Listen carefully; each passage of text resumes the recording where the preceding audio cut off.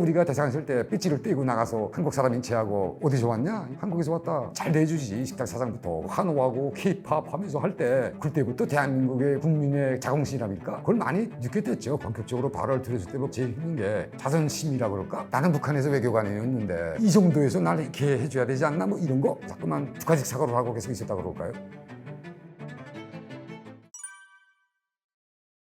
제가 맨 처음에 와가지고 북한에서 이렇게 세뇌 교육을 얼마나 많이 받았으면 제가 제일 가고 싶었던 게 서울역에 고지들이 너무 많다 그래서 서울역 가고 싶었고요. 항인하고 싶은 거예요. 내 눈으로. 그러니까 교육을 이렇게 받았고 또 지식적으로는 대한민국의 뉴스랑 이렇게 계속 북한에 하면서 접하면서 그게 아니라고 하면서도 이게 하여튼 내 눈으로 보고 싶은 거예요. 이걸 봐야지 내가 말하자면 이 정부에서 나한테 여원들이 이야기하는 게 진솔한가 아닌가 판단할 수 있겠다. 뭐 이런 자기 갈등이 있잖아요. 가서 보니까 이게 지하에 딱 이렇게 노숙자분들 계시더라고. 이렇게 경찰이 그때 했던 말이 저분들이 돈 많아요. 돈 많은데 저러고 있는 거예요. 근데 그걸 이해하지 못하겠더라고. 그러면 돌아서 나온 게 그 서울역 그쪽에 포장마차가 쫙 있었어요. 그거. 들어가서 음식은 너무 다니까 하나도 먹지 못하겠더라고. 음식은 하나도 못 먹고 아니 좀 뭐랄까 너무 단 거예요. 달고 짜고 뭐 이런 식으로 좀 자극적인 맛이 있는 거. 그러니까 처음에 그 먹기 굉장히 힘들더라고 그걸. 그러니까 포장마차 들어가서 소주나 한 잔 살짝 먹으면서 옆에 그 한국 분들에게 앉아 계시면 자유롭게 이렇게 이야기하는 거 보면 부러운 거예요. 저 사람들은 저렇게 자유롭고 저녁에도 와서 저렇게 시술하게 하고 이렇게 하면서 밥도 내가 사줬던 것 같아요. 어른 사람인데 만났던 사람 같은 이런 감각이 드는 거예요. 그러니까 돈 개념도 또 없잖아요. 처음에 오자마자는 이게 10,000원짜리가 어느 가치성인가를 잘 모르잖아요. 돈은 있는데 이게 가치성을 잘 파악 못했던 거란 말이지 그때는. 그래서 가치성 파악 안 해서도 사줬을 거예요. 그래서 식사하는데 가만히 그 사람들은 이상하겠지. 서주만 먹으면서 음식은 잘 안 먹고 자기네만 계속 말하는 거 듣고 바라보니까 좀 이상한 사람이라고 생각을 했겠죠. 그럴까봐 그래서 미안해서 마지막에 제가 식사값 내가 낼게요 하고서 내가 말투 보면 북한 사람인 거 딱 알리지. 그때는 말투가 완전 평양말씨 됐는데 어죽하면 택시 타는데 경찰에서 신고를 했거든요 날. 아니 내 말을 알아듣지 못하는 거예요. 일반적으로 평양말씨라는 톤이 좀 없어요. 이렇게 평남도 말씨가 쭉 직선. 근데 대한민국의 말투로는 송조 비슷하게 악센트가 있잖아요. 오르락 내리막이 있거든요. 이게 없다 나니까 내 말을 알아듣지 못하는 거예요. 그러니까 경찰서도 한번 듣는다나겠죠. 아니 제일 답답한 게 내가 말하면 상대방이 알아듣지 못한 게 아닐까요? 그게 제일 힘들더라고요.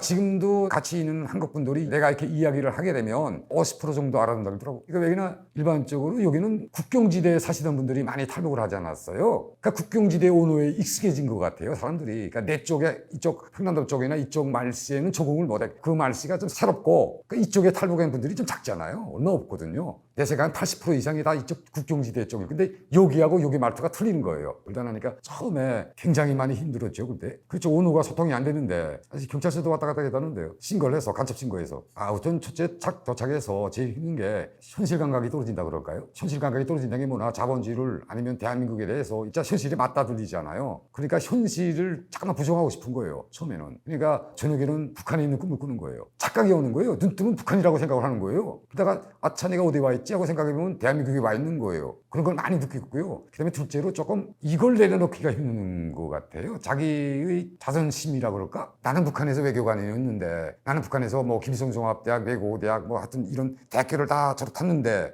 내가 이 정도에서 날 이렇게 해줘야 되지 않나? 뭐 이런 거? 그러니까 자본주의 속성을 잘 모르고 자유롭고 말하자면 언론에 자기가 있는 만큼 그 대가성이 따른다는 걸 잘 몰랐지 내가. 근데 나니까 이걸 내려놓기까지가 굉장히 힘들었어요. 자기 자신을 모든 감정을 내려놓고 대한민국에서 이제 갓난아기처럼 새 출발을 해서 새 것부터 하나하나 마련해 가야 된다. 이걸 깨닫기까지가 굉장히 많이 힘들고 자꾸만 그 시대착오적인 생각을 하고 자꾸만 북한식 사고를 하고 계속 있었다 그럴까요? 그게 제일 힘들었어요. 그게. 쉽게 말하면 뭐 우린 뒤로 타잖아. 비행기 뒤로. 본격적으로 발을 들였을 때 뭐 밤이 오다 나니까 근데 도로 상태는 좋고 이렇게 좀 파악을 못했죠. 그다음에 좀 날이 밝아지면서 딱 보니까 처음에 진솔하게 내 소감을 말하면 좀 어지럽다. 뭐 말하자면 눈이 어지러운 거예요. 그러니까 북한에서 평양에서 계속 일 때는 북한은 뭐 이렇게 도로 딱 내고 딱 이렇게 국가 규정 내서 딱딱딱 있고 뭐 이거 간판도 없잖아요. 다. 근데 뭐 여기 간판이 있고 여기 간판이 있고 막 여기저기 있고 북한 사람에서 받아들일 때는 좀 정돈되지 않았다 이런 느낌이 들까요? 내가 봤을 때는 이거 어느 골목으로 들어가야 되는지 길도 찾기가 힘든 거예요. 이건 완전 북한은 좀 뭐랄까 국가가 이 컨트롤한다는 것보다도 독재 효과가 나니까 마음대로 뭘 짓지 못하고 이렇게 통일돼서 가면 아시겠지만 짝도로에 그저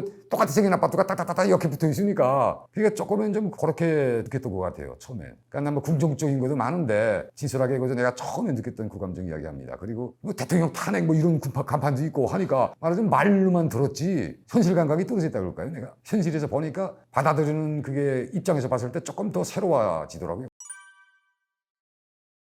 북한 여권으로 다닐 때하고 한국 여권으로 다닐 때하고 많이 틀리죠. 쉽게 말하면 내가 북한 여권을 가지고 움직일 때는 외교관의 특전특혜라고 해서 여기는 외교투항이라고 그러죠. 그러니까 외교관들이 가지고 다니는 일체 소품은 엑스레이나 이걸 뒤집어지 못하게 돼 있어요. 근데 북한 여권을 가지고 나갈 때는 시간 사람들이 자꾸만 터치하거든요. 하는데 대한민국 여권을 가지고 전자화가 돼 있으니까 프리패스인 거예요. 줄도 안 서고 그 인터넷에도 찾아보고 두루두루 보고 한국 여권을 가지고 서식했을 때 진짜 아니라 자긍심이 많고 그건 또 뭐 대한민국에 와서 느낀 것도 아니고요. 그 전부터 대한민국 국민을 베트남에서 이렇게 막 이렇게 환호하고 케이팝 하면서 할 때 그때부터 대한민국의 말하자면 국민의 자긍심이랄까 그걸 많이 느꼈댔죠. 그러니까 우리가 대사관 있을 때 배지를 떼고 나가서 한국 사람 인체하고 뭐 어디서 왔냐? 한국에서 왔다. 뭐 아니면 베트남어로 하지 않고 할 때는 애매하게 영어로 하거든요. 코리아 하거든요. 북한은 찌어띠엔이에요. 찌어띠엔 하거든요. 한국 하니까 이게 달라지잖아요. 근데 코리아 하게 되면 비슷비슷하잖아요. 그러니까 코리아하고 말하는 거지. 그러면 자들이 자기가 알아서 한국 사람인 줄 알고 그다음에 옆에 와서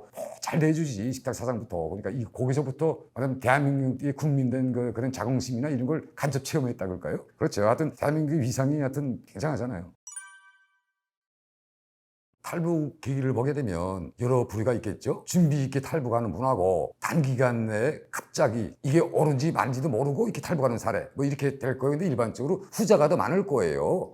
미리 준비하는 사람보다도 환경이나 말하자면 사회적 직위나 이것에 변동이 와서 자기가 위험에 처할 수 있다 이런 판단이 서게 되면 그 때문에 움직이면 재빨리 신속하게 빨리 빠져나가서 막는 걸 시청해야 되는 거 아니에요. 그러니까 저도 후자의 사례라고 말씀드릴게요. 제가 2015년도에 내가 1월 달에 한국에 들어왔거든요. 그러니까 내가 탈북을 고민할 때가 12월 달이에요. 2014년 12월 달에 탈북에 대해서 많이 고민을 했어요. 그때. 근데 그 전에 북한에서 사변들이 좀 많았어요. 김정은이가 집권할 때 내가 북한 내무성이 있었거든요. 그러니까 김정은 시대 때 내가 북한에서 해외로 발령을 받았거든요. 그러니까 내부에 있을 때 김정은의 그 스타일을 어느 정도 파악을 했지. 우리가 이제 보고문건을 써서 올리잖아요. 그거 올리면 거기 이제 사인해서 내려오고 집행방향에서 이렇게 주는 거 보게 되면 그다음에 김정은이가 북한 내무성이 하다라는 방침이라는 게 있어요. 행정방침. 그러니까 행정방침이 뭐나 북한 내무성 요원들이 어떻게 활동하라. 어떤 식으로 나가라. 중국 방향은 어떻게 하라. 이렇게 포괄적 그쪽에서 주거든요. 러시아하고의 대관계는 어떤 쪽으로 조율해서 나가라. 이렇게 해서 방침이라는 게 내려와요. 그때 하면서 행정명령 보면서 그래 김정은이가 그때 지시 내린 게 즉시집행, 즉시접수, 즉시보고 뭐 이런 식으로 세 가지 정보예요. 이게 뭐나 말하자면 자기 말을 고용하지 말라는 뜻이 쉽게 말하면 갑자기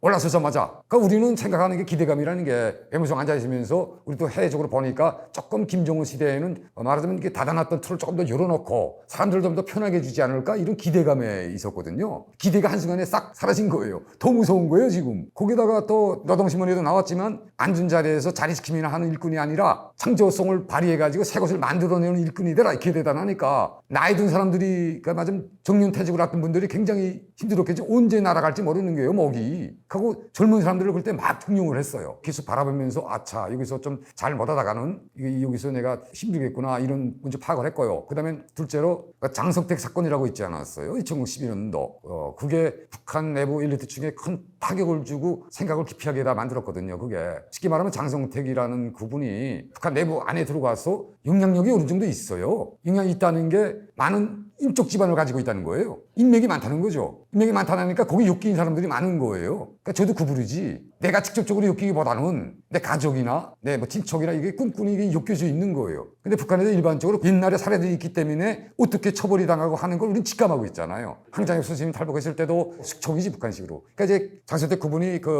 일단 구류가 되고 총살하고 뭐 그럴 때 우리는 벌써 앉아서 이 역량이 어디까지 오겠는가. 그걸 파악을 하거든요. 그때 당시 베트남 주재 북한 대사관도 자기 일을 못했어요. 나뿐이 아니라 보이지 않게 다 줄이 있거든요. 그게 줄이라는 게 뭐 같이 식사 먹는 것도 다 줄이거든요. 그건 같이 뭐 끈끈하게 동호회를 맺고 이런 줄이 아니거든요. 인간관계가 맺어진 게 한두 번만 있으면 다 떠는 거예요. 그러니까 일을 못하는데 그럴 때 김정은이가 다시 지시를 내렸어요. 대사관에다가 현장에서 다른 거 신경 쓰지 말고 본업에 충실하라 이런 식으로 지시를 내렸거든요. 그러니까 안도의 마음을 가지고 일하는데 우리도 북한 내부에 소식통이 다 있잖아요. 우리들의 라인을 통해서 우리 지인들 통해서 북한 내부 상황이 어떻게 돌아가는지 체크를 하거든요. 우리도 저 안에서 지금 피바람이 부는 거예요. 저 안에서. 그러면 우리 대사가 그러면 중국에 한번 갔다 왔어요. 그러니까 북한 내무도 치기 전에 해외에 나가 있는 북한 내무성 요원들을 먼저 친 거예요. 그러니까 바깥에 있는 사람들을 뛸 수 있으니까 여기부터 치야 되잖아요. 안에는 가다 놨으니까 천천히 쳐도 되고 바깥에 친구 그때 들어간 게 몇 명이 되거든요. 그러니까 이쪽 대사나 이런 분들이 대사회의 하느라고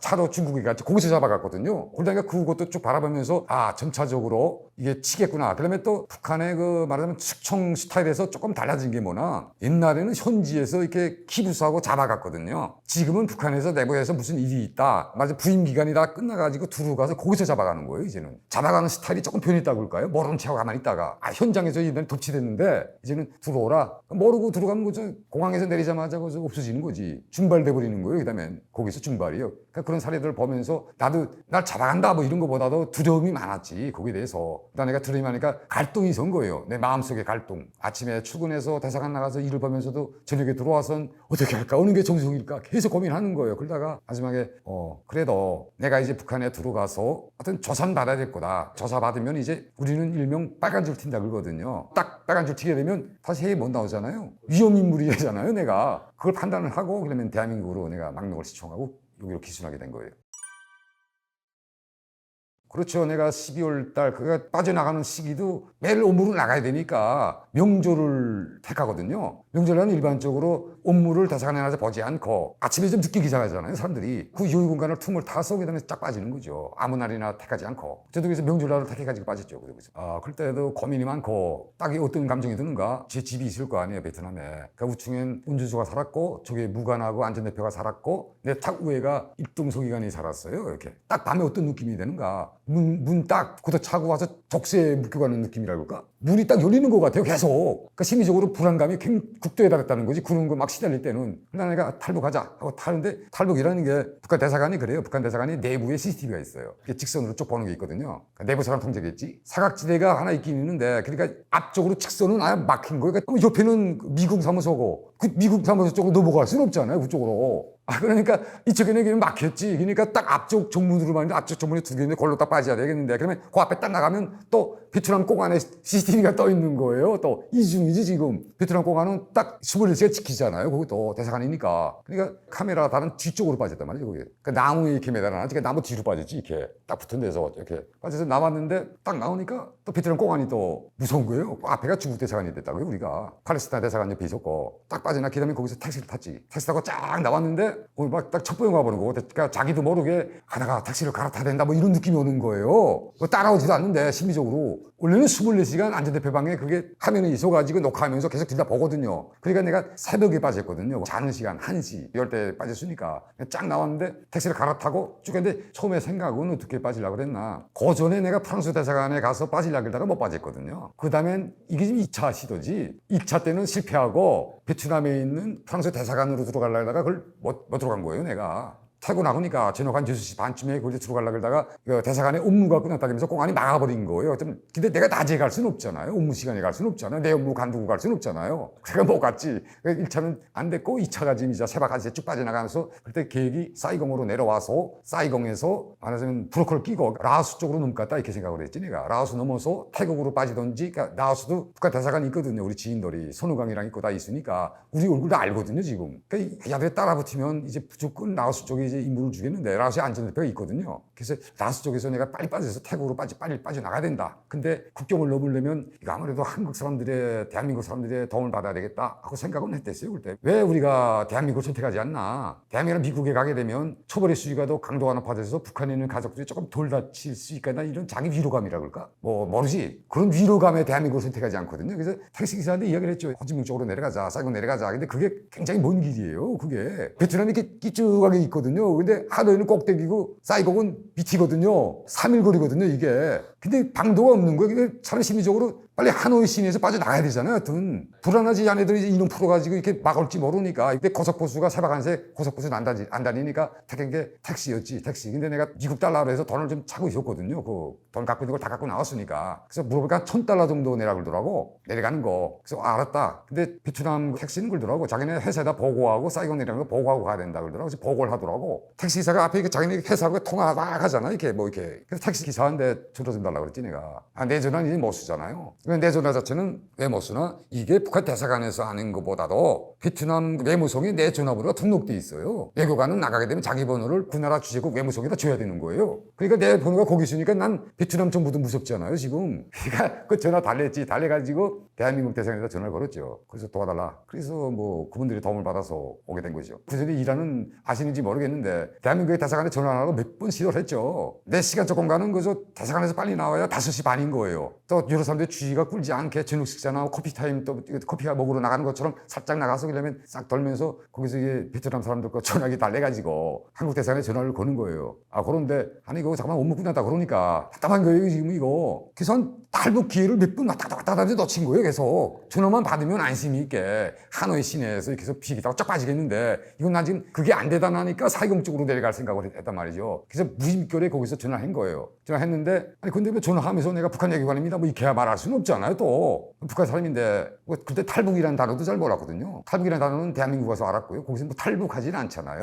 그러니까 망명이라고 그러지. 그럴 때는 망명 시청하려고 한다. 그러니까 거기서 있는 그분들이 안내를 해가지고 그냥 만난 거죠. 그걸 만나지 못했으면 나수쯤에서 잡히지 않았을까? 거기서 베트남도 좀 협조적으로 나왔어요. 내가 망명할 때 베트남 정부가 협조적으로 나왔거든요. 그러니까 베트남 정부가 공항에서 딱 못 나가 하고 딱 잡았으면 난 못 나가는 거죠. 근데 솔직히 말하면 베트남 정부가 대한민국을 좀 더 우시겠다는 거죠. 북한보다는 베트남 정부가 알고 있었어요. 나 나올 때. 그러니까 내가 망명했다는 걸 베트남 정부가 인지를 했단 말이죠. 그러니까 내가 빠져나가기가 또 힘들었어요. 거기서 베트남 정부가 알다 나니까 거기서 좀 많은 시간을 지체했고요. 하노이에서 지하다가 베트남 정부가 끝내 좋다 자유의사대로 가도록 내버려두자 이렇게 해서 거기서 비행기를 타고 대한민국으로 들어오게 되죠.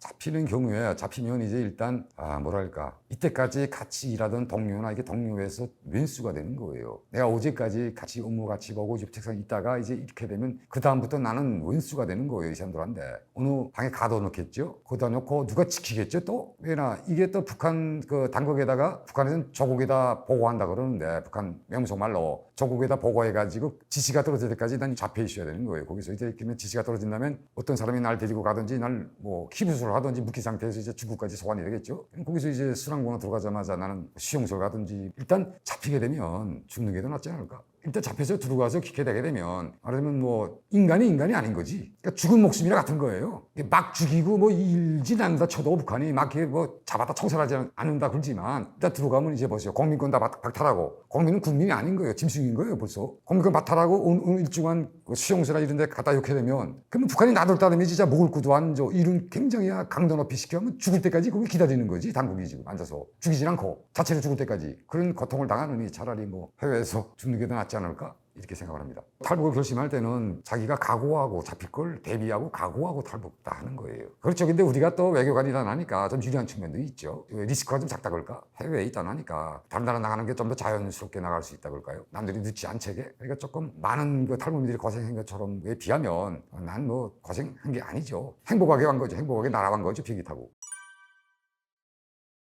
제가 지금 자기 개발을 하려고 하거든요. 뭐랄까, 대한민국에 그렇게 오래 살면서도, 있으면서도, 자꾸만 아까 말씀드린 것처럼 자기 자신을 내려놓지 못하고, 나는 이런 사람인데, 나는 딱 뭐 북한과 관련된 일을 해야 된다, 뭐 이런 섭박된 생각을 계속 갖고 있었어요. 근데 좀 더 머리를 좀 후리하게 가지고, 좀 더 넓은 시야에서 좀 바라보게 됐거든요. 지금 최근에는 제가 전기기사 공부를 하고 있거든요. 제가 인문학을 했거든요. 전공이 불어문학사거든요. 그러니까 문학사에서 전공이 전기공학 쪽으로 돌아간 거예요. 공학적이가 된 거예요. 반대로. 그래서 이번에 필기도 합격했고, 좀 더 내가 좋아하는 게 뭘까, 할 수 있는 게 뭘까 했을 때 내가 전기 쪽이 제일 가까워 보이더라고요. 기사 필기는 했으니까 이제 실기만 하면 좀 더 내가 할 수 있는 걸 능력껏 할 수 있다 이렇게 생각을 합니다.